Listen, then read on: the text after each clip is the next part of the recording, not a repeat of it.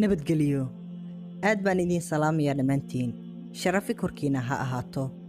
anigu waxaan ahay Sayd Cali Macalin Ibraahiim. waa barnaamijkii is-abuur.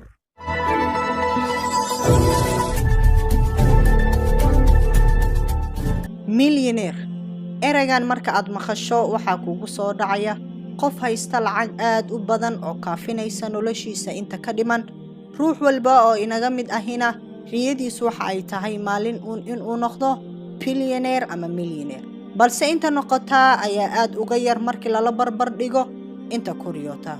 kasbashada lacag badan waa saameyn noloshaada dhinac qurxoon iyo dhinac xunba u bedeli kartaa. xadiidkii xabiibka waxa uu ahaa gacanta sarraysa waxay ka khayr badan tahay gacanta hoosaysa. alyad alculyaa khayru min yadi suflaa, aw kama qaala calayhi assalaam. rumaynta riyo aad ku riyootay waa kuu guul adigaani idaawanaya maanta. tusaale, haddii aad rabtay inaad ka miro dhaliso waxbarashadaada heerka koowaad ilaa heerka u dambeeya, goortaad dhammayso heerka ugu horeeya waxaad ku guulaysatay qayb ka mid ah himilooyinkii noloshaada aad ka lahayd. inta aad nooshahay waad arki doontaa ama waad maqli doontaa dadku odhanaya innagu adduunyada waxba kama rabno, iyadoo aysan u geynin zaahidnimo, yacni adduunka alla dartii aysan u nicin, balse tabartu ay ciishay, isku dayaya inay adiga booska ay joogaan ay ku keenaan, kuniyad jabinaya jacayl inaad dullinnimo ku noolaato. in badan waxay ku odhan doonaan adduunyadu in laga fikiraahi waa baab xun. aynu siina jawaab aad u qurxoon. xadiidkii xabiibka waxa uu ahaa sala allahu calayhi wasalam, muslimka awoodda leh ayaa alla agtiisa laga jeclaan badan yahay markii loo fiiriyo muslimka daciifka ah. inaad awood, cilmi iyo lacag aad isku darsataahi waa astaan qurxoon aad isla markaana ku caawiso muslimiinta ducafada ah.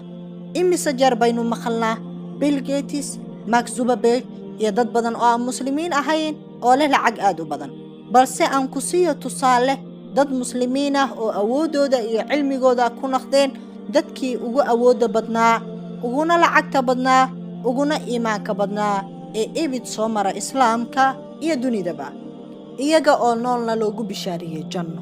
tusaale, Cuthmaan bin Cafaan, kadib markii muhaajiriintu ay ka soo hijroodeen Makka iyaga oo aan waxba haysan oo ay yimaadeen Madiina, rasuulka waxa uu walaaleeyey muslimiintii dhammaantood. Cuthmaan waxa uu ahaa nin cilmi iyo garaad u lahay ganacsiga.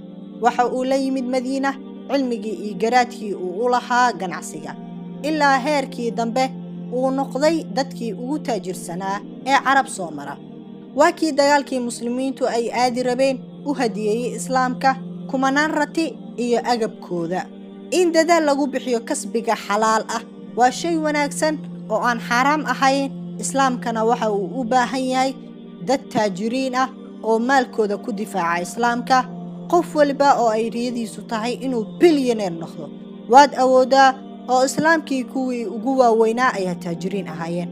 xaq baad u leedihiin riyooyinkiina in aad rumaysaan. tilaab walba oo aad qadi jirtay mid kale ku sii dar. waynu u baahan nahay qof muslim ah oo cilmigiisa, lacagtiisa, awooddiisa iyo wax walbaa ku difaaca islaamka. ereyga dhiirigelinta maanta ah: noqo la tilmaansade taalo loo dhiso ama tabarlaabe taakulayn suga. inaad facaaga gacanta hoorsato adigaa go'aansan kara, ama in aad noqoto muslimkii awoodda badnaa ee dhinac walba diinta uga gargaarayay. kala dooro labadaasi. naftaada adiga ayaa liijaankeeda wada, qof aadan adiga ahaynna bedelid kama sugayso. tilaab walba oo wanaagsan mid ka sii wanaagsan ku dar. nabadgelyo.